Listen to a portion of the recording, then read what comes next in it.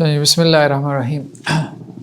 ہم last time سے ہم نے جو ہے وہ کمپیریٹیو سکولز اور کمپیریٹیو ریلیجن کا سبجیکٹ ہم نے اس کو شروع کیا تھا کہ خاص طور پہ سوسائٹی میں ہمارا مختلف اسکول آف تھاٹس کے لوگوں سے انٹریکشن ہوتا ہے اور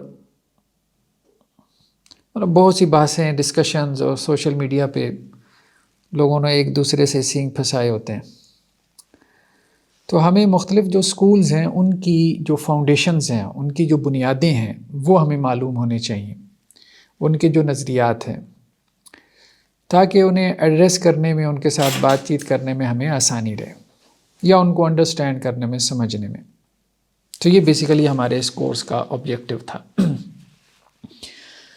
تو اس میں لاسٹ ٹائم سے ہم نے اسٹڈی کرنا شروع کیا تھا شیعہ اسکول آف تھاٹ کو، کہ سنی شیعہ ہمارے ہاں بہت اختلافات شروع سے چلے آ رہے ہیں، کوئی تقریباً آپ کہہ لیں 1300 سال سے چلے آ رہے ہیں۔ ڈفرنس کیا ہے، بنیادی فرق کیا ہے دونوں کی سوچ میں، دونوں کے نظریات میں کیا فرق ہے؟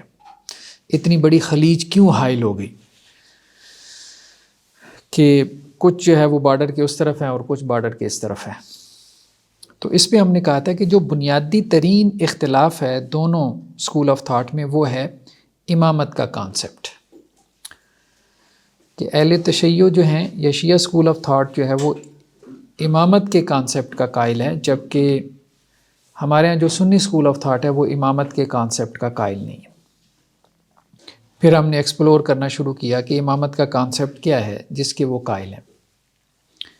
تو اس میں ہم نے کہا تھا کہ مختلف شیعہ میں بھی آگے سیکٹس ہیں، مختلف سیکٹس ہیں۔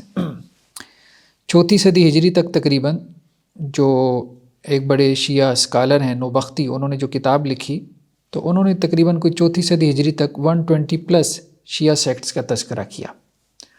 جیسے سنیوں میں پھر مزید سیکٹس ہو گئے، بریلوی، دیوبندی، اہل حدیث، اس طرح سے اور بھی ہو گئے، حنفی، شافعی، مالکی، حنبلی۔ اسی طرح شیعہ میں بھی بہت سیکٹس ہوئی، بہت زیادہ ڈویژنس ہوئی۔ اب اس میں پھر ہم نے اسٹڈی کرنا شروع کیا ان کی جو پرائمری سورسز ہیں کہ امامت کے بارے میں ان کا کیا کانسیپٹ ہے۔ تو اس میں ہم نے کہا تھا میجورٹی جو ہے ان کو ہم کہتے ہیں امامیہ یا اثنا عشریہ شیعہ ہم کہتے ہیں۔ ایران میں بھی وہی ہیں اور یہاں پہ پاکستان میں بھی یہی ہیں۔ یمن میں جو ہیں وہ زیدی اسکول آف تھاٹ کے شیعہ ہیں۔ شام میں جو ہے وہ نصیری شیعہ ہیں، وہ علوی بھی کہلاتے ہیں۔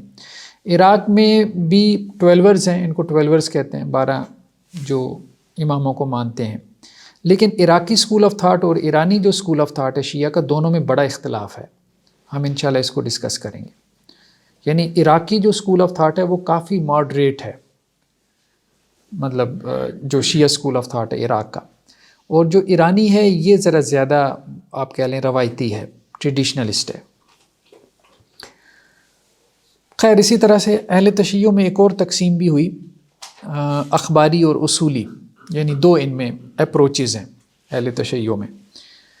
اصولی ان کو کہتے ہیں کہ جو یہ کہتے ہیں ہمیں علماء کو فالو کرنا چاہیے، یعنی اہل تشیع میں مجتہد علماء ہیں تو ان کی پبلک کو کیا چاہیے، اپنے علماء سے مسئلے پوچھ کے ان کو فالو کریں۔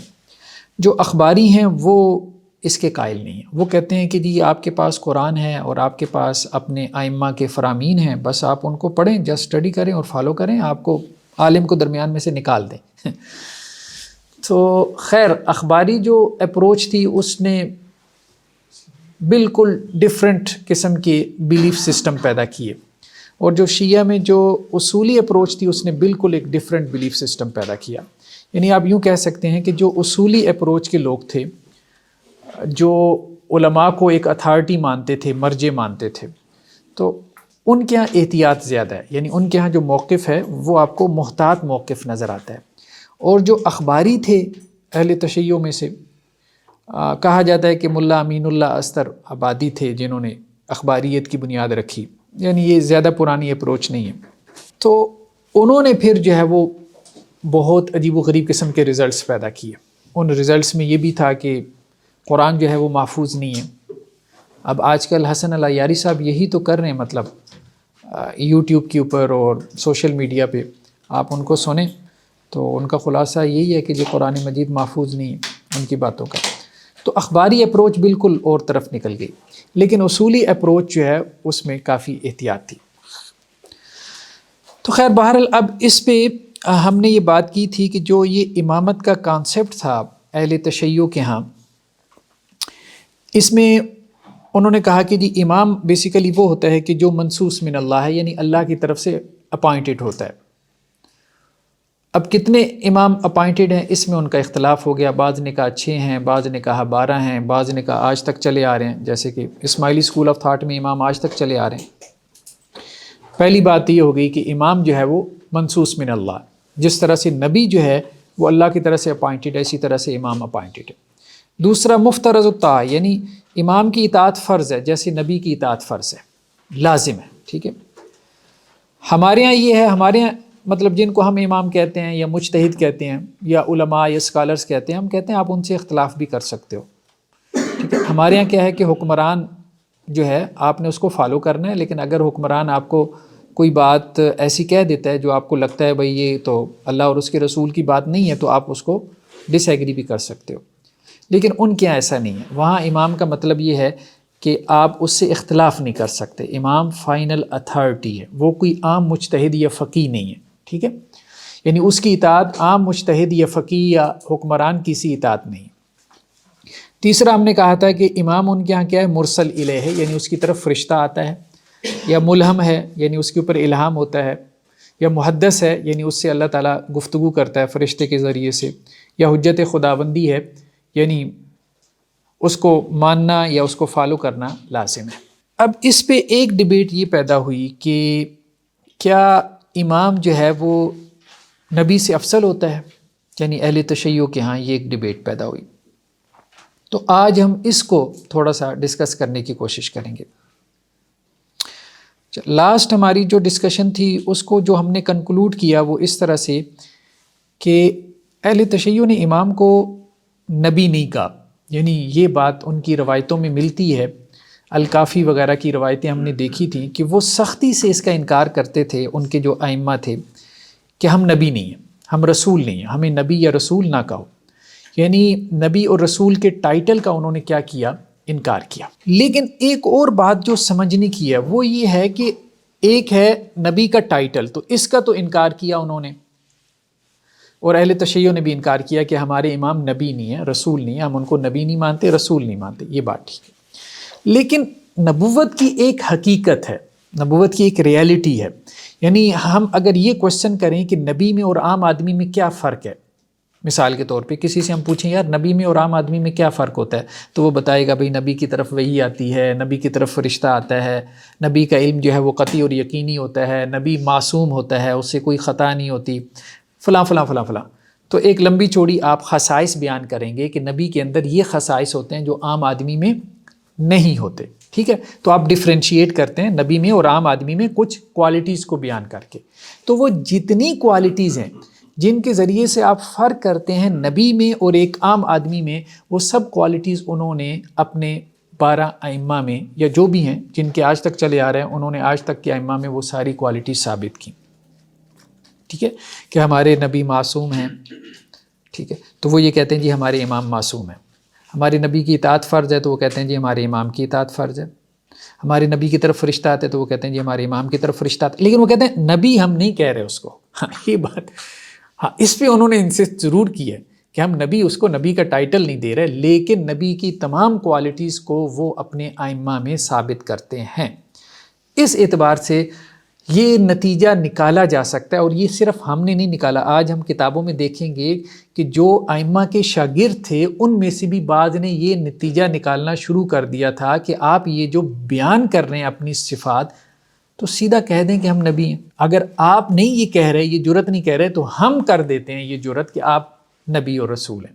یعنی ان کے جو امیڈیٹ جو ان کے فالورز تھے ائمہ کے، 12 ائمہ کے، ان میں سے کئی نے اپنے اماموں کو نبی اور رسول کہنا شروع کر دیا تھا، جس سے اماموں کے درمیان اور ان میں اختلاف بھی پیدا ہو گیا، اور ائمہ نے ان کا کیا کیا، انکار کیا. یہ سارا جو تھیسز ہے نا، ذرا آج ہم نے اس کو دیکھنا ہے، مطلب کتابوں میں سے، ٹھیک ہے۔ اچھا یہ ایک سلائیڈ ہے، اس میں ابھی تو بس صرف آپ یہ دیکھ لیں کہ کتنے زیادہ ڈویژنز ہوئیں شیعہ اسکول آف تھاٹ میں، ٹھیک ہے، مختلف لیولز پہ، عباسیہ، راوندیہ، ہاشمیہ، کیسانیہ، ناؤسیہ، زیدیہ، افتحیہ، واقفیہ، سمتیہ، مبارکیہ، کرامتہ، بطریہ، ٹھیک ہے، یہ سارے ان کے سیکٹ سے جو چھٹے ساتویں امام تک بن چکے تھے اور معروف ہیں، کتابوں میں ان کا تذکرہ ہے۔ تو ڈویژنز بہت زیادہ ہو گئیں۔ کہنے کا مقصد یہ ہے، یہ ساری چیزیں بیان کرنے کا مقصد کیا ہے؟ ساری چیزیں بیان کرنے کا مقصد یہ ہے کہ مجھے بھی بعض اوقات کیا کرتے ہیں کچھ اہل تشیع جو ہے نا، وہ جیسے واٹس ایپ پہ اپروچ کرتے ہیں، آپ امامت کو کیوں نہیں مان لیتے؟ ایک صاحب نے میرے ساتھ بحث، آپ امام کیوں نہیں مانتے؟ آپ لوگ جو ہے وہ گمراہی کے اوپر ہیں، آپ اماموں کو نہیں مان رہے۔ تو میں نے کہا دیکھیں بات یہ ہے کہ آپ ہمیں امامت سمجھا دیں تو ہم مان لیں گے، ٹھیک ہے، تو اصل بات تو یہ ہے کہ سمجھ میں آنی چاہیے نا بات۔ اب مجھے کچھ کویسچنز ہیں، آپ ان کویسچنز کو آنسر کر دیں تو میں بھی مطلب اس کو مان لوں گا، لیکن جب تک آپ ان کویسچنز کو آنسر نہیں کریں گے تو اب آپ بس ایک اپنا ایک بلیف سسٹم ہے، آپ چاہ رہے ہیں کہ جی جبراً ہمارے اوپر اس کو امپلیمنٹ کر دیں۔ سر جو ان کے امام کو مان لیتے ہیں وہ اس میں اہل تشیع میں شامل ہو جائے گا؟ بہرحال اس میں ابھی اختلاف ہے، اس میں ابھی نہیں سید، دیکھیں سید تو بیسیکلی ایک نسب ہے نا، جو بھی اللہ کے رسول صلی اللہ علیہ وسلم اور پھر حضرت فاطمہ رضی اللہ عنہا ان کی اولاد میں سے ہے تو وہ سید ہیں، ٹھیک ہے۔ تو سید ضروری نہیں کہ وہ اہل تشیع ہوں، ہاں، سید یا سادات میں سے سنی بھی ہیں، سید یا سادات میں سے کچھ اہل تشیع بھی ہیں۔ اچھا بہرحال ابھی ہم یہ دیکھ رہے تھے جو اصول کافی میں کتاب الحجہ ہے اس کا چیپٹر ہے، اور یہ اس کا ترجمہ الشافی، ٹھیک ہے۔ اب اس میں یہ کچھ روایتیں تو ہم نے دیکھ لی تھیں، مزید کچھ روایتیں ہم دیکھ لیتے ہیں۔ ایک تو یہ تھا کہ امام جعفر صادق رحمہ اللہ نے کہا کہ مخلوق کے اوپر یہ واجب ہے کہ حلال و حرام ہم سے معلوم کریں، ائمہ ضلالت کی طرف نہ جائیں، ٹھیک ہے۔ مطلب اس وقت اور بھی فقہا تھے، اور انہوں نے کہا کہ جی ہمارے پیرلل جو فقہا موجود ہیں جو سنی فقہا ہیں، ٹھیک ہے، اب ان کو یہ ٹائٹل دیا جا رہا ہے کہ ان کے پاس ضلالت اور گمراہی ہے، آپ ان کے پاس نہ جائیں۔ حلال و حرام جو ہے وہ ہمیں اللہ تعالیٰ نے اس کا علم دیا ہے، آپ ہم سے معلوم کریں۔ اب یہ امام جعفر صادق نے کہا کہ نہیں کہا، یہ ہم آخر میں دیکھیں گے، ابھی تو ہم یہ دیکھ رہے ہیں کہ کتابوں میں اسی طرح سے لکھا ہوا ہے۔ اب یہ راویوں نے ان کے اوپر جھوٹ بولا ہے۔ ہم نے کہا تھا کہ جو تو ائمہ ہیں یہ تو سادات میں سے ہیں نا، یہ تو سادات میں سے ہیں، ان کے بارے میں ہم یہ نہیں کہتے کہ جی مطلب ان پہ ہم تان کریں، نہیں، ٹھیک ہے، یہ نیک لوگ تھے، اہل تشیع کے جو ائمہ تھے یہ نیک لوگ تھے، بزرگ شخصیات تھیں، اللہ سے لو لگانے والے لوگ تھے۔ ہاں اب مسئلہ صرف یہ آتا ہے کہ بعد میں جو شیعہ راوی آئے ہیں انہوں نے اپنے ائمہ کے حوالے سے جھوٹ کھڑا، جھوٹی باتیں بیان کی، نشر کی، اس پہ پھر ان کے ائمہ نے تنقید بھی کی، وہ بھی ہم آگے دیکھیں گے، وہ ان کی کتابوں میں موجود ہے۔ اب اس میں اس روایت میں کیا ہے، لیکن نبوت ہم میں نہیں ہے، ٹھیک ہے، نبوت کا انکار کیا۔ اسی طرح سے ایک اور روایت امام جعفر صادق سے، وہ یہ کہتے ہیں علیہ رحمہ کہ اللہ تعالیٰ نے ختم کیا تمام جو ہے وہ تمہارے نبی پر نبیوں کو، یعنی ختم نبوت ہو گئی ہے، ٹھیک ہے، آپ صلی اللہ علیہ وسلم کے اوپر ختم نبوت ہو گئی، سیل آف پروفٹ ہو گئے آپ، بس آپ کے بعد کوئی نبی نہیں ہوگا، ٹھیک ہے، اور تمہاری کتاب پر اپنی کتابوں کو ختم کیا، یعنی قرآن آخری کتاب ہے، اب اس کے بعد کوئی کتاب نہیں ہے، بس اس کے بعد کوئی کتاب نہیں آئے گی، اور اس کتاب میں اللہ نے ہر شے کو بیان کر دیا۔ تو واضح طور پہ آپ کو ملتا ہے کہ ختم نبوت کے قائل تھے، ان کے ائمہ ختم نبوت کے قائل تھے، اور وہ یہ کہتے تھے کہ آپ صلی اللہ علیہ وسلم آخری نبی ہیں، آپ کے بعد کوئی نبی نہیں ہے، قرآن آخری کتاب ہے، اس کے بعد کوئی کتاب نہیں ہے۔ لیکن مسئلہ کہاں پہ پیدا ہوا؟ مسئلہ یہاں پہ پیدا ہوا کہ انہوں نے کہا کہ جی نبوت تو ختم ہو گئی لیکن امامت ہے۔ اب سوال یہ پیدا ہوا کہ امامت کیا ہے، جس کو آپ کہہ رہے ہیں کہ جی نبوت ختم ہو گئی لیکن اب امامت ہے، یہ کیا چیز ہے؟ اب اس کو پھر ان کے ائمہ نے واضح کیا۔ یہ امام باقر سے ہے۔ امام باقر نے کہا کہ حضرت علی جو تھے نا رضی اللہ عنہ، وہ محدث تھے، محدث نہیں، محدث، دال کے زبر کے ساتھ۔ محدث کسے کہتے ہیں؟ یعنی فرشتہ ان سے کلام کرتا تھا۔ تو اب جو ان کے شاگرد تھے امام باقر کے، انہوں نے کہا کہ جی کیا نبی تھے؟ یعنی سوال کیا، تو حضرت نے اپنے ہاتھ کو اس طرح حرکت دی، یعنی اشارہ کیا کہ نہیں بھائی نہیں، نبی نہیں تھے، میں نے جو کہا ہے نا بس اس کو سنو کہ محدث تھے، ٹھیک ہے۔ پھر فرمایا وصی سلیمان اور وصی موسیٰ کی طرح تھے، یا مثل ذوالقرنین، حضرت ذوالقرنین کی طرح تھے۔ لیکن بات یہ ہے کہ حضرت ذوالقرنین کے بارے میں ویسے ایک بحث پیدا ہوئی کہ نبی تھے یا نہیں تھے، ٹھیک ہے۔ زیادہ تر میجورٹی یہ کہتی ہے کہ وہ نبی نہیں تھے، لیکن قرآن میں ان کا ذکر آیا۔ لیکن ایک بات اہم ہے کہ اللہ تعالیٰ نے حضرت ذوالقرنین سے کلام کیا، جیسے قرآن میں قلنا یا ذوالقرنین، ہم نے کہا اے ذوالقرنین، ٹھیک ہے، آپ چاہیں تو اس قوم کو عذاب دیں، چاہیں تو ان کے ساتھ اچھا سلوک کریں۔ تو اب ان کے نزدیک امام وہ ہے جو نبی تو نہیں ہے، حضرت ذوالقرنین کی طرح ہے، لیکن اللہ تعالیٰ اس سے کلام کرتا ہے، تو امام سے یہ مراد ہے ان کے نزدیک۔ سر یہ کیسے کنفرم ہوگا قرآن کے اس رول سے کہ نبی کون ہے اور نہیں ہے؟ اگر حضرت ذوالقرنین کا اس طرح سے قرآن میں تذکرہ تو کیا ریزن ہے کہ یہ نبی نہیں کہے جائیں گے؟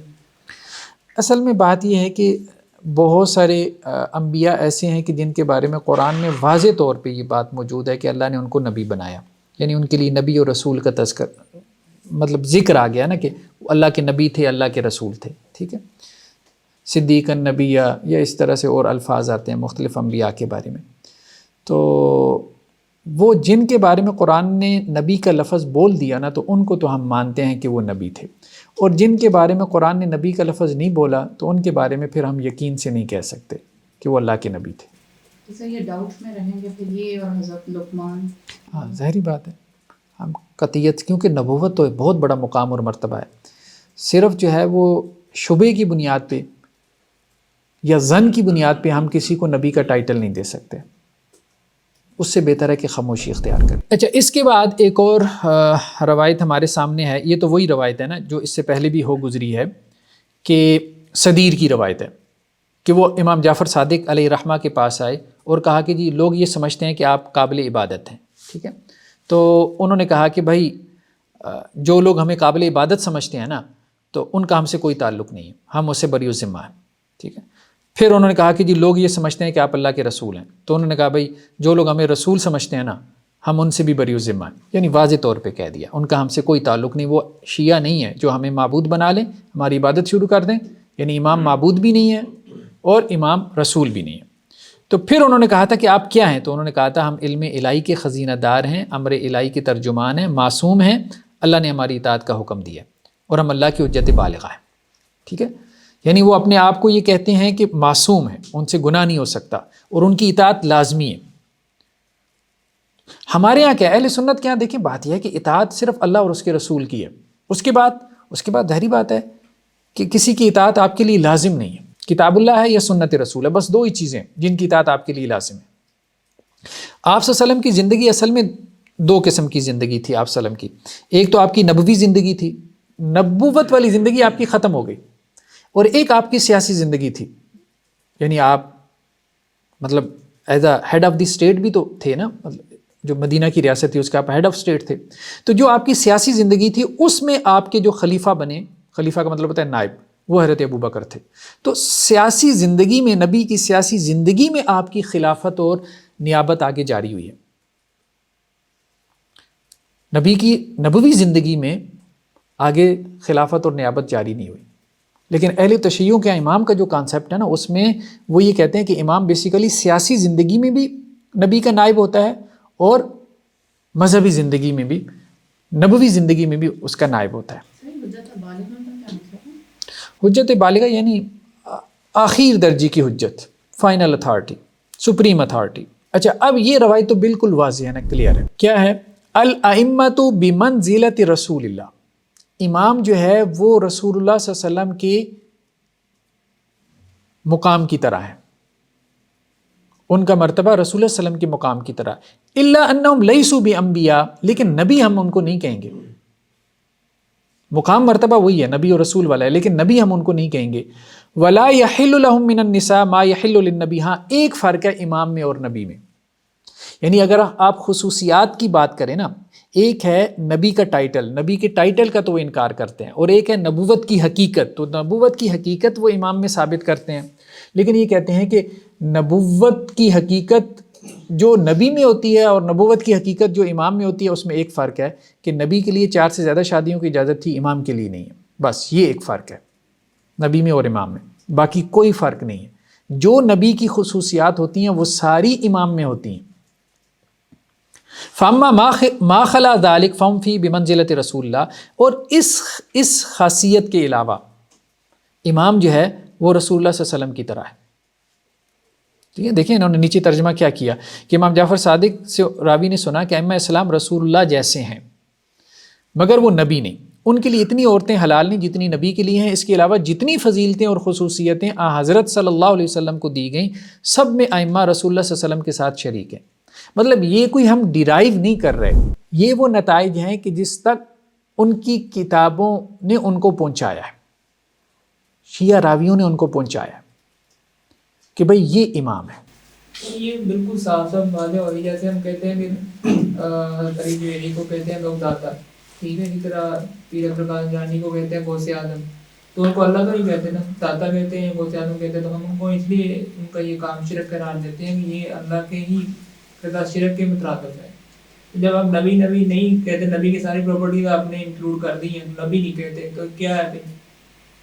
دیکھیں بہرحال ہے تو یہ بات ٹھیک ہے آپ کی، یہ بات آپ کی ٹھیک ہے کہ یہ جو امام کے لیے اتنی خصوصیات ثابت کی گئی ہیں نا یہ ٹھیک نہیں ہے۔ اس لیے ہم نے کہا تھا کہ اہل تشیع میں پھر ایک ریفارمیشن کی تحریک چلی، مطلب ہم یوں کہہ سکتے ہیں کہ اہل تشیع کا جو اسکول آف تھاٹ ہے وہ اتنا بانج نہیں ہے کہ خود ان میں ایسے علماء پیدا ہوئے کہ جنہوں نے پھر اپنے مذہب کی اصلاح کی، ٹھیک ہے، اپنے مذہب کی اصلاح اس طرح سے کی کہ یہ جو اس قسم کا غلو ہو رہا تھا انہوں نے اس غلو کا انکار کیا کہ یہ ایگزیجریشن ہے، امام کا درجہ اس طرح سے بیان کرنا اور اس کو نبی کے قریب لے جانا یا نبی سے اس کو بڑھا دینا یہ ٹھیک نہیں ہے، اس سے نکل جاؤ آپ۔ ٹھیک ہے، امام اس معنی میں کہ سیاسی زندگی میں وہ ہمارا رہنما ہے، ٹھیک ہے، جیسے زیدی اسکول آف تھاٹ ہم نے کہا تھا وہ اہل تشیع کا اسکول آف تھاٹ تھا، زیدی اسکول آف تھاٹ۔ اب زیدی اسکول آف تھاٹ نے کیا کہا؟ انہوں نے یہی بات کہی کہ بھائی یہ اس طرح سے ایگزیجریشن نہ کرو امام کے درجے میں، امام سے خطا بھی ہو سکتی ہے، ٹھیک ہے۔ ہاں ہم یہ صرف یہ کہتے ہیں کہ امام جو ہے نا، جو ہمارے امام ہیں وہ ہمارے پولیٹیکل لیڈرز تھے، سیاسی لیڈرز تھے، ہم بنو امیہ کو فالو کرنے والے نہیں تھے، ٹھیک ہے، ان کے ساتھ ہماری نہیں لگتی تھی، ہم یہ چاہتے تھے کہ بنو ہاشم کو اقتدار ملے، یا ہم یہ چاہتے تھے کہ جو فاطمی تھے، حضرت فاطمہ رضی اللہ عنہ کی نسل میں سے تھے، جو اطرت جنہیں کہتے ہیں، ان کو یہ ملے۔ تو یہ زیدی اسکول آف تھاٹ خود ایک ریفارمیشن کی تحریک تھی اہل تشیع میں، اور یہ بہت مطلب ارلی ایجز میں شروع ہو گئی تھی۔ حضرت زید جو ہے وہ حضرت حسین کے پوتے تھے، ہم نے کہا وہاں سے یہ ریفارمیشن شروع ہو گئی تھی، اور وہ آج تک چلی آ رہی ہے۔ آج تو بہت لوگ ہیں۔ وہی نا، اگر ایک نیوٹرل بندہ بھی دیکھے نا تو یہ لوجیکلی کوئی بھی سینس نہیں بنتی ان باتوں کی۔ ایک تو پہلی بات تو یہ اگر یہ صحیح بھی ہوں، دوسری بات یہ ہے کہ ان کی انتھینٹسٹی بھی کنفرم نہیں ہے کہ یہ باتیں جو منسوخ کی گئی ہیں ائمہ کی طرف وہ صحیح بھی ہیں کہ نہیں۔ ہاں، اتھینٹسٹی کے اوپر ہم نے کہا تھا کہ سوال ہے۔ 16,000 حدیثیں ہیں صرف کافی کی، اور 16,000 میں سے 9,000 سے زیادہ تو انہوں نے کہا، مطلب ملا باقر المجلسی نے کہا کہ جی یہ ضعیف روایتیں ہیں، مرسل ہیں، یا ان کے راوی مجہول ہیں، ٹھیک ہے۔ خیر، اس کے بعد اب دیکھیں محدث کا جو مفہوم ہے نا، امام باقر نے زرارہ کو بھیجا، زرارہ ان کے فالوور تھے، کہ حکم بن عتیبہ کو آپ نے تعلیم دینی ہے کہ اوصیاء محمد، یعنی ان کو وصی کہتے ہیں نا، وصی کی جمع اوصیاء، تو وہ کہتے ہیں کہ جی 12 جو امام ہیں یہ وصی ہیں، یعنی اپائنٹڈ ہیں، ٹھیک ہے، وہ محدث ہیں۔ محدث کا کیا مطلب؟ یعنی ان سے فرشتہ کلام کرتا ہے، یعنی 12 ائمہ سے، حضرت علی، پھر ان کے بیٹے حضرت حسن، پھر ان کے چھوٹے بھائی حضرت حسین رضی اللہ عنہ، پھر ان کے بیٹے علی زین العابدین، پھر ان کے بیٹے محمد الباقر، پھر ان کے بیٹے جعفر صادق، پھر ان کے بیٹے موسیٰ کاظم، پھر ان کے بیٹے علی رضا، پھر اس کے بعد آگے چل ہے محمد تقی، علی نقی، حسن عسکری، اور پھر آخر میں محمد المہدی۔ تو یہ ان کے 12 ائمہ اثنا عشریہ کے 12 کے، ٹھیک ہے۔ اچھا، اب اس میں جو دلائل بھی ہیں نا، دیکھیں یہ ایک اور خطرناک بات شروع ہو جاتی ہے یہاں پہ۔ وہ بعض اوقات دلیل لے کے آتے ہیں قرآن سے جو آیت بیان کر رہے ہوتے ہیں وہ قرآن میں ہوتی کوئی نہیں ہے۔ اب یہاں پہ جیسے مثال کے طور پہ یہاں پہ اب اس بات کی دلیل کہ حضرت علی یا جو ان کے امام تھے وہ محدث تھے، یعنی محدث کا مطلب ان سے فرشتہ کلام کرتا تھا، اس کی دلیل یہ قرآن سے لے کے آئے، اور کہا کہ قرآن میں یہ ہے وَمَا أَرْسَلْنَا مِن قَبْلِكَ مِن رَسُولٍ وَلَا نَبِيٍّ وَلَا مُحَدَّثٍ۔ اب قرآن میں کیا ہے؟ قرآن میں اگر آپ قرآن کھولیں نا تو قرآن میں صرف اتنا لکھا ہے وما ارسلنا من قبلک من رسول ولا نبی، ہم نے آپ سے پہلے رسول اور نبی بھیجے، ٹھیک ہے، رسول بھیجے، نبی بھیجے، ساتھ میں یہاں پہ اضافہ کیا ہے؟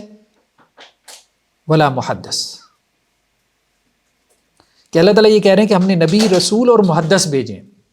اللہ نے قرآن میں یہ نہیں کہا کہ ہم نے نبی، رسول اور محدث بھیجے، اللہ نے قرآن میں صرف یہ کہا کہ نبی اور رسول بھیجے۔ اب یہاں سے یہ کہتے ہیں کہ جی اللہ نبی اور رسول کے علاوہ محدث بھی بھیجتے ہیں، اور محدث کا مطلب ہوتا ہے امام، لیکن اب قرآن میں یہ نہیں لکھا ہوا ہے۔ اب سوال یہی پیدا ہوا نا، سوال یہ، اب یہاں پہ دو اسکول آف تھاٹ بنے، اس کو ہم علیحدہ سے بحث کریں گے کہ یہ جو ہمارے پاس قرآن کا نسخہ ہے اس کو اہل تشیع محفوظ مانتے ہیں کہ نہیں مانتے۔ اچھا، یہاں پہ ایک اسکول آف تھاٹ جس کا ذکر ابھی ہم نے کیا تھا، اخباری اسکول آف تھاٹ، آج کل حسن العیاری صاحب وہ اس کے بڑے وہ ترجمان ہیں، ریپریزنٹیٹیو ہیں، وہ تو کہتے ہیں کہ جی یہ ہماری روایتیں ٹھیک ہیں، قرآن میں تعریف ہو گئی ہے، قرآن محفوظ نہیں ہے، اصل میں آیت اس طرح سے تھی، اور اصل میں آیت اس طرح سے تھی، اور جب جمع عثمانی وغیرہ ہوئی ہے، بہت سے اخباری یوں کہتے ہیں کہ جب جمع عثمانی وغیرہ ہوئی ہے، حضرت عثمان کے زمانے میں قرآن جمع ہوا ہے، تو ہم سے متعلقہ آیتیں جو ہے وہ نکال دی گئیں، ہم سے بغض میں، ہم تھے بھی اس وقت، تو آپ تھے بھی نہیں، بس ایسے ہی ہے، بس ایسے ہی ہے، ٹھیک ہے۔ تو اب یہاں سے دیکھیں نا وہ کیا کہہ رہے ہیں، قول اللہ عز وجل، یہ اللہ تعالیٰ کا قول ہے، وما ارسلنا من قبلک من رسول ولا محدث وکان علی بن ابی طالب محدثا، تو علی بن ابی طالب کیا تھے؟ محدث تھے۔ اب عجیب بات ہے، دیکھیں ہم وہی بات کر رہے تھے کہ خود خاندان کے لوگ سب سے پہلے ان چیزوں کے اوپر اعتراض کرتے تھے، خود خاندان کے لوگ، یعنی آل علی، آل حسن، آل حسین، سب سے پہلے ان نظریات کے خلاف وہ خود کھڑے ہو گئے کہ یار یہ کیا بیان کرنا شروع ہو گئے ہو، آپ بھی صحابہ کی طرح صحابہ ہو، بس اتنی بات کافی ہے۔ اچھا، اب یہ کہتے ہیں فقال لہ رجل یقال لہ عبداللہ بن زید کان اخا علی لامہ، حضرت علی کے ماں جائے بھائی تھے، ماں جائے بھائی کہتے ہیں میٹرنل برادر، حضرت علی کے ایک یعنی ماں شریک بھائی تھے، میٹرنل برادر تھے، ان کا نام تھا عبداللہ بن زید۔ تو وہ اس پہ کیا کہنے کہ سبحان اللہ محدثاً، مطلب سبحان اللہ حضرت علی محدث تھے، تو کیسی باتیں کر رہے ہو، تعجب کے انداز میں کہا، ٹھیک ہے۔ کانہ ینکر ذلک، گویا کہ وہ اس کا انکار کر رہے تھے کہ یار ہم ان کے بھائی ہیں، ہمیں نہیں پتا کہ وہ محدث تھے، فرشتہ ان کے پاس آتا ہے، آپ کو پتہ چل گیا ہے کہ جی وہ محدث سے فرشتہ ان کے پاس آتا ہے، یعنی محمد الباقر تو نیچے ہے نا۔ یہ اصل میں محمد الباقر کون ہے؟ محمد الباقر تو بیسیکلی پوتے ہیں حضرت حسین کے، اور وہ حضرت علی کے بھائی ہیں، بھائی کو زیادہ پتہ ہے۔ تو وہ بھائی جو ہے انہوں نے جب محمد الباقر کی بات سنی علیہ الرحمہ کی، کہ وہ یہ کہہ رہے تھے کہ حضرت علی ہمارے پردادا جو تھے وہ محدث تھے، فرشتہ آ کے ان سے کلام کرتا، تو انہوں نے سبحان اللہ، انہوں نے مطلب وہ راوی کہہ رہے کہ وہ گویا کہ اس کا انکار کر رہے تھے۔ تو اس پہ جو ہے وہ پھر محمد الباقر نے کہا، مطلب اپنا تبصرہ کیا، خیر بہرحال اس کو آپ دیکھ لیں یا اردو ترجمے میں، خدا کی قسم اللہ کا یہ قول ہے کہ ہم نے تم سے پہلے نہ کسی رسول کو بھیجا، نہ نبی اور محدث کو، اور علی ابن ابی طالب محدث تھے، ایک شخص نے جس کا نام عبداللہ بن زید تھا، اور وہ آپ کا ماں کی طرف سے ستیلا بھائی تھا، آپ سے کہا سبحان اللہ، محدث تھے، یعنی اس نے امام باقر سے کہا کہ سبحان اللہ حضرت علی محدث تھے، گویا وہ اس کا منکر ہے۔ پس پھر امام باقر اس کی طرف متوجہ ہوئی اور کہا کہ نہیں، اصل میں یہ کہنا چاہ رہا ہوں، ٹھیک ہے، خیر بہرحال۔ اچھا، آگے چل کے یہ کہتے ہیں کہ جی حضرت نے فرمایا یہی وہ آیت ہے، یعنی محمد الباقر علیہ الرحمہ نے یہ کہا جس کو نہ سمجھنے کی وجہ سے ابو الخطاب ہلاک ہوا۔ ابو الخطاب ان کا فالورز تھا، ائمہ کا۔ تو ابو الخطاب اچھا وہ کیا کہتا تھا؟ وہ کہتا تھا ائمہ انبیاء ہیں، یعنی ائمہ کے فالورز میں سے اہل تشیع کے جو امام ہیں ان کے فالورز میں سے کیا ہوا، کچھ نے ان کو انبیاء کہنا شروع کر دیا۔ انہوں نے کہا جی جب محدث ہے یعنی فرشتہ آتا ہے تو اس کا مطلب ہے وہ نبی ہیں، سیدھا مطلب آپ چھپا کیوں رہے ہو آپ لوگ کہ آپ نبی نہیں ہو، تو سیدھا آپ کہو کہ آپ لوگ نبی ہو تو ہم آپ کو نبی کہتے ہیں۔ جب اس نے سنا کہ وہ محدث ہیں تو وہ نبی اور محدث میں فرق نہ کر سکا، اور وہ اپنے پہلے قول سے عدول کرنے لگا. اب مسئلہ یہ ہے کہ وہ فرق نہیں کر سکا. بات یہ ہے کہ جس طرح سے آپ امام کی صفات بیان کر رہے ہیں تو اس کے بعد تو ایک عام آدمی یہی کہے گا بھائی نبی اور محدث میں کیا فرق ہے؟ کوئی فرق ہے ہی نہیں، صرف ٹائٹل کا فرق آپ نے کیا ہوا ہے. تو اسی طرح آپ کے فالوورز کو غلطی نہیں لگی، وہ یہ نظریات ہی ایسے تھے کہ انہوں نے اس نتیجے تک پہنچنا تھا کہ انہوں نے اپنے اماموں کو نبی بنا لینا تھا. تو یہ بات ہے مطلب اتنی بات آپ کہہ سکتے ہیں کہ ان کے ائمہ نے اس کا انکار کیا کہ اگر کسی فالوور نے کہا کہ ہمارے امام نبی یا رسول ہیں تو انہوں نے کہا بھائی نہیں، یہ نہیں کہنا. لیکن وہ مطلب بات وہی تھی کہ ساری صفات ساری نبیوں والی تھی. امام رضا سے ہے علیہ السلام کہ وہ کہتے ہیں جی ہمارے ائمہ کون ہیں؟ ہمارے ائمہ علماء ہیں. ٹھیک ہے، اتنی بات ٹھیک ہے، علماء ہیں، بہت اچھی بات ہے. ان کے ائمہ کے پاس علم تھا، ظاہری بات ہے. صادق ہیں، بہت اچھی بات ہے، کوئی حرج نہیں ہے صادق کہنے میں، سچے ہیں. مفہم ہیں، اللہ کی طرف سے ان کو فہم دیا گیا ہے. محدث ہیں، اصل میں یہ چیز جو ہے نا یہ کریٹیکل ہے. محدث ہے، محدث کا وہ معنی کرتے ہیں جی فرشتہ آتا ہے ان کی طرف، اور جب فرشتہ آتا ہے نا تو وہ وحی بن جاتی ہے، سیدھی سی بات ہے. اچھا وہ اس کو وحی نہیں کہتے، وہ کہتے ہیں یہ الہام ہے لیکن فرشتہ لے کے آیا. اچھا اگلی روایت دیکھیں. امام جعفر صادق سے پوچھا گیا محدث کیا ہے؟ مطلب بار بار یہ بات آ رہی ہے محدث ہیں ہم محدث کیا ہے؟ فرمایا وہ آواز کو سنتا ہے اور وجود کو نہیں دیکھتا. کیا کرتا ہے؟ فرشتے کی آواز سنتا ہے لیکن فرشتے کا وجود نہیں دیکھتا. یعنی ہم لوگ جو ہیں جو ائمہ ہیں 12، فرشتہ آتا ہے ہمارے پاس، آواز سنتے ہیں لیکن وجود نہیں دیکھتے. اچھا پھر اس نے فالوور نے سوال کیا اچھا وہ کیسے جانتا ہے کہ یہ کلام فرشتے کا ہے؟ اچھا جب دیکھ ہی نہیں رہا فرشتے کو تو کیسے پتہ چلا؟ کوئی جن بھی ہو سکتا ہے، اس نے آپ کے کان میں کوئی بات ڈال دی تو آپ لوگوں کو کیسے پتہ چلتا ہے کہ یہ فرشتے کا کلام ہے؟ ٹھیک ہے، آپ نبوت کا بھی دعویٰ نہیں کر رہے. تو انہوں نے کہا اس کو ایسا سکینہ اور وقار حاصل ہوتا ہے کہ وہ جان لیتا ہے کہ یہ کلام فرشتہ کر رہا ہے. مطلب اس کے بعد ان کو امام کو ایک سکینت اور وقار حاصل ہوتا ہے. چل ایک اور روایت ہے. رسول اللہ صلی اللہ علیہ وسلم کو تو پہلی وحی کے بعد اتنے ان کی سچویشن اور تھی کہ وہ گھر جب گئے تو ان کو اتنی کنفرمیشن ہوتی ہے کہ وہ اصل میں ہم نے یہ بات کی تھی کہ اصل میں ان کے ائمہ کے اوپر لاسٹ ٹائم جو ہم نے ڈسکس کیا تھا کہ اہل تشیع میں جو ریفارمیشن کی ایک موومنٹ چلی ہے تو اس کے جو بڑے بڑے لوگ تھے جو ہارورڈ یونیورسٹی وغیرہ میں جا کے پڑھاتے رہے، جو ان کے بڑے اسکالرس تھے اہل تشیع کے، تو انہوں نے پھر یہ بات کہی ہے کہ یہ زیادہ تر ہمارے راویوں نے جھوٹ بولا ہے، شیعہ راویوں نے جھوٹ بولا ہے، یہ روایتیں جھوٹی ہیں، یہ ہمارے عقائد نہیں ہے. لیکن اس وقت معاملہ یہی ہے کہ جو میجورٹی ہے نا، میجورٹی وہ تو ان ریفارمیشن والوں کو پسند ہی نہیں کرتی، وہ تو اس کے اوپر ڈٹے پڑے ہیں، وہ تو اس کو ایز اٹ از صحیح سمجھتے ہیں. وہ تو کہتے ہیں جی ایک لفظ جو ہے نا یہ سارا ٹھیک ہے، سچ ہے. اچھا اب صرف مسئلہ یہاں تک نہیں ہے، مسئلہ جو ہے نا کہاں جا کے زیادہ کریٹیکل ہو جاتا ہے. وہ یہ کہتے ہیں کہ جی ہمارے جو ائمہ ہیں نا ان کے ساتھ وہ والی روح ہے جو ہے وہ حضرت محمد رسول اللہ صلی اللہ علیہ وسلم کے ساتھ تھی. اب جیسے یہ روایت دیکھیں امام جعفر صادق سے. امام جعفر صادق سے انہوں نے سوال کیا کہ امام کا جو علم ہے نا، مطلب وہ اپنے گھر میں ہوتے ہیں اور ہر طرف کی خبریں امام صاحب کو مل جاتی ہیں، تو یہ کیسے ہوتا ہے؟ تو امام جعفر صادق نے اس راوی کو کہا، اس کا نام تھا مفضل، کہ خدا نے نبی میں 5 روحیں رکھی ہیں. ایک نبی کے اندر کتنی روحیں ہوتی ہیں؟ 5. ایک کا نام ہے روح حیات، یہ اوپر کی عربی ہم اس میں نہیں جاتے، روح الحیات فی دبا ودارجا، یعنی اس کے ذریعے سے نبی چلتا پھرتا ہے. ایک تو زندگی کی روح ہے جو اللہ نے نبی کے اندر رکھی ہے، اسپرٹ آف لائف. دوسری روح قوت ہے، ٹھیک ہے، اسپرٹ آف پاور، جس کے ذریعے سے نبی جہاد کرتا ہے مشرکین کے ساتھ، کافروں کے ساتھ. اور ایک روح شہوت ہے، مطلب ڈیزائر کی مطلب جو روح ہے، جس کے ذریعے سے نبی کھاتا پیتا ہے، اپنی مطلب شادیاں کرتا ہے، عورتوں سے تعلق قائم کرتا ہے. اور چوتھی روح ایمان ہے، جس کے ذریعے سے نبی کا جو ہے وہ ایمان ہے، اور نبی جو ہے وہ افراط و تفریط سے محفوظ رہتا ہے. اور پانچویں روح جو نبی میں ہوتی ہے وہ روح القدس ہے جو حامل نبوت ہے. یہ عام الفاظ ہیں. پانچویں روح القدس ہے. یہ اصل میں حامل نبوت ہے. اس روح نے کیا کیا ہوا ہے؟ نبوت کو اٹھایا ہوا ہے.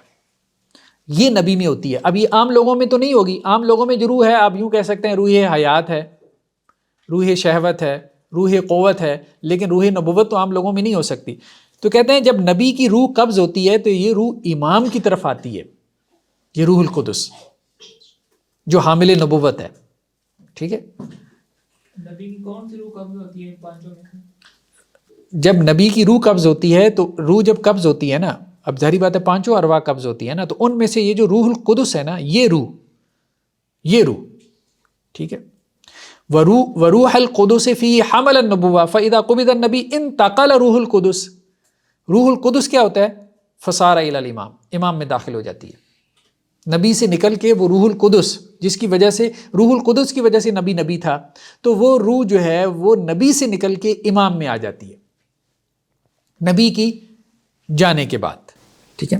تو پھر وہ نبی نہیں بنتا ہے وہ، ہاں اس کو نبی کا ٹائٹل نہیں دیتے یہ لوگ،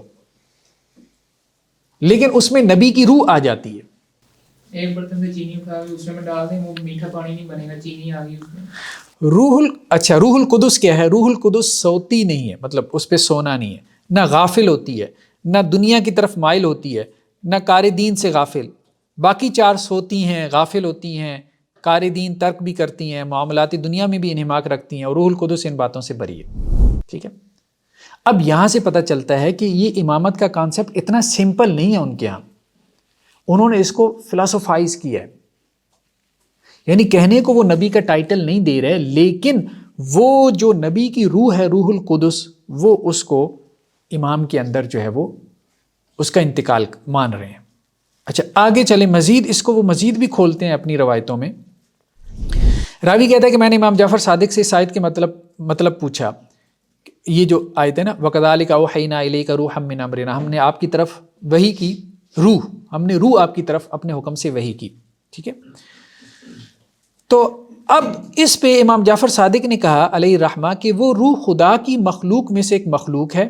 یعنی روح کیا ہے؟ یہ جو قرآن کی آیت میں ہے، جو اللہ نے روح بھیجی ہے، یہ روح کیا ہے؟ تو امام جعفر صادق کہتے ہیں یہ اللہ کی مخلوق ہے جو جبریل اور میکائیل سے بھی عظیم تر ہے، جبریل سے اور میکائیل سے بھی بڑی ہے. وہ رسول اللہ صلی اللہ علیہ وسلم کے ساتھ رہتی تھی، ان کو خبر دیتی تھی اور درستی احوال کرتی ہے. رسول اللہ صلی اللہ علیہ وسلم کے بعد وہ ائمہ کے ساتھ ہے. ٹھیک ہے. یعنی وہ روح جو اللہ نے رسول اللہ صلی اللہ علیہ وسلم پہ نازل کی تھی اور آپ صلی اللہ علیہ وسلم کو سیدھا رستہ دکھاتی تھی، تو آپ صلی اللہ علیہ وسلم دنیا سے چلے گئے تو اب وہ ہمارے ائمہ کے ساتھ ہے. تو اس لیے امام کی اطاعت فرض ہے. کیونکہ رسول والی روح امام کے ساتھ ہے. ہم تو جبریل علیہ السلام کو کہتے ہیں نا، تو یہ کہتے ہیں کہ روح القدس سے مراد جبریل لینا یہ گمراہی ہے. یہ آگے روایتیں موجود ہیں. ان سے بھی اوپر ہے. کون ہے ان کا نام؟ کوئی ہے؟ بس اس کا نام روح ہے، اس کا نام روح ہی ہے. ایک اور روایت ہے امام جعفر صادق سے، ان سے اسی آیت کے بارے میں سوال کیا گیا تو انہوں نے کیا کہا کہ جب سے خدا نے اس روح کو نازل کیا وہ آسمان کی طرف نہیں گئی، وہ ہمیشہ قیامت تک اوصیاء نبی کے ساتھ اسی طرح باقی رہے گی جس طرح حضرت کے ساتھ تھی، وہ بے شک ہمارے ساتھ بھی ہے. ٹھیک ہے. تو وہ ایک روح ہے نا جو امام کو گائیڈ کر رہی ہے. وہ جو کہہ رہے ہیں نا کہ امام معصوم ہے، امام سے غلطی نہیں ہوتی، تو ظاہری بات ہے انہوں نے اس کو ثابت کرنا ہے کیسے غلطی نہیں ہوتی. امام بھی تو عام انسان ہے. تو کہتے ہیں نہیں، عام انسان تو نہیں ہے، امام تو عام انسان نہیں ہے. امام کے ساتھ تو وہ روح ہے، امام کے اندر وہ روح ہے جو نبی کے اندر تھی، روح القدس جو حامل نبوت ہے، جس نے نبوت کو اٹھایا ہوا ہے. ٹھیک ہے. اس میں نبوت کا ملکہ ہے. اور امام کے ساتھ وہ روح ہے جو اللہ تعالیٰ نے نبی کریم صلی اللہ علیہ وسلم پہ نازل کی تھی، جو جبریل اور میکائیل سے افضل ہے. امام جعفر کے ہی وہ 4 بیٹے تھے نا جنہوں نے سب نے امام کا دعویٰ کیا تھا. جی جی. اب یہ ایک روح جو ہے ان چاروں میں سے کس کے ساتھ ہوگی؟ یہ بھی کوئی، اب یہ ان میں اختلاف ہو جاتا ہے. ظاہری بات ہے یہی تو ان میں اختلاف ہو جاتا ہے. ٹھیک ہے. ایک اور روایت میں یہی ہے کہ وہ روح جو ہے وہ رسول اللہ صلی اللہ علیہ وسلم کے ساتھ تھی، وہ ائمہ کے ساتھ ہے، اور وہ الوہی قوتوں میں سے ہے، ملکوتی قوتوں میں سے. اسی طرح اور بھی یسألونک عن الروح، آپ سے روح کے بارے میں سوال کرتے ہیں، تو اس روح سے بھی مراد وہ یہی لے لے. اب وہی بات ہے نا کہ امامت پہ استدلال کیسے کرتے ہیں. خیر اس کو ہم علیحدہ سے بھی موضوع بحث بنائیں گے کہ امامت کے دلائل ان کے ہاں کیا ہیں. ہم نے کہا ایک تو وہ آیت ہے جو قرآن میں ہے ہی نہیں، مطلب محدث کا لفظ ڈال دیا، یا پھر قرآن مجید کی ایسی آیات ہیں کہ جن کا معنی اور مفہوم وہ نہیں ہے جو وہ مراد لے رہے ہیں. یسألونک عن الروح، اس سے مراد کیا ہے؟ اے نبی صلی اللہ علیہ وسلم آپ سے روح کے بارے میں سوال کریں، جو روح میرے آپ کے اندر ہے، اس روح کی کیا حقیقت ہے؟ اصل میں تو یہ سوال ہو رہا تھا، لیکن انہوں نے کہا کہ جی یہ اصل میں سوال ہو رہا تھا کس روح کے بارے میں جو نبی کریم صلی اللہ علیہ وسلم کے ساتھ تھی، اور وہ کیا ہے؟ وہ جبریل اور میکائیل سے بھی کوئی عظیم تر مخلوق ہے. مزید کیا ہے وہ ہمیں بھی نہیں پتا، اور وہ آپ صلی اللہ علیہ وسلم کو سیدھے رستے پہ رکھتی تھی. وہ کون ہے، کیا ہے، واللہ عالم. لیکن وہ آپ صلی اللہ علیہ وسلم دنیا سے چلے گئے تو وہ ہمارے ائمہ کے ساتھ ہے. اب آپ کہتے ہیں جی آپ ہماری یہ انٹرپریٹیشن مانے، ہم نے آپ کو قرآن سے دلیل دے دی ہے. ہم کہتے ہیں بھائی آپ نے قرآن سے کہاں دلیل دی ہے؟ یہ تو آپ نے آیت کی ایک انٹرپریٹیشن کی ہے، وہ انٹرپریٹیشن ہمیں درستی نہیں معلوم ہو رہی، تو ہم کیسے آپ کی بات مانیں؟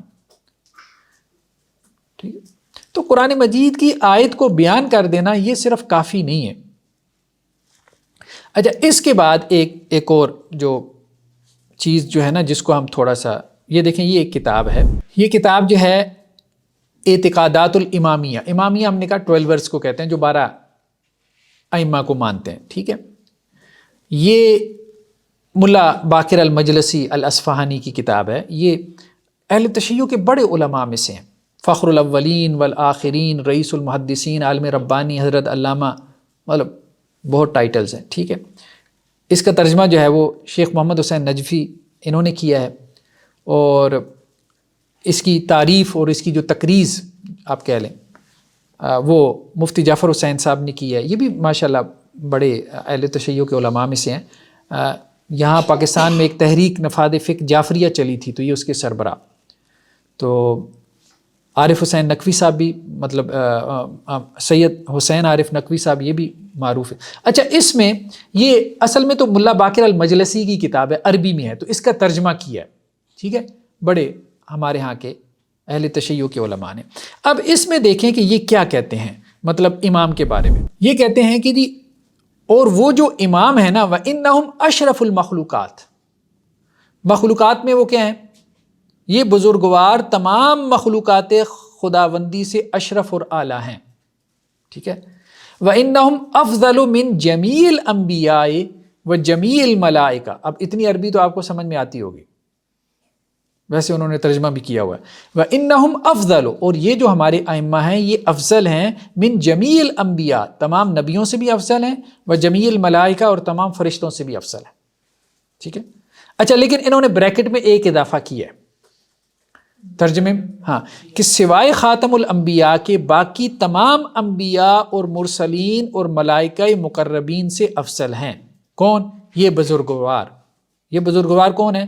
ائمہ اہل بیت، 12 امام. یہ نبیوں سے بھی افضل ہیں، یہ فرشتوں سے بھی افضل ہیں. ہاں صرف اللہ کے رسول صلی اللہ علیہ وسلم سے افضل نہیں ہے. یہ بھی ترجمے میں انہوں نے کہہ دیا ہے، عربی عبارت میں وہ نہیں ہے، لیکن ٹھیک ہے اگر وہ اپنے عقائد کی اصلاح کرتے ہیں نا تو اس کو مان لینا چاہیے. آپ یوں کہہ لیں کہ جی شروع میں تو چلیں اتنی ایگزیجریشن تھی، غلوف تھا، بعد میں آنے والوں نے اس کو تھوڑا سا منیمائز کر دیا، تو اس کو بھی اپریشیٹ کرنا چاہیے، کوئی حرج نہیں ہے، اس کو ان کے لیے تان نہیں بنانا چاہیے.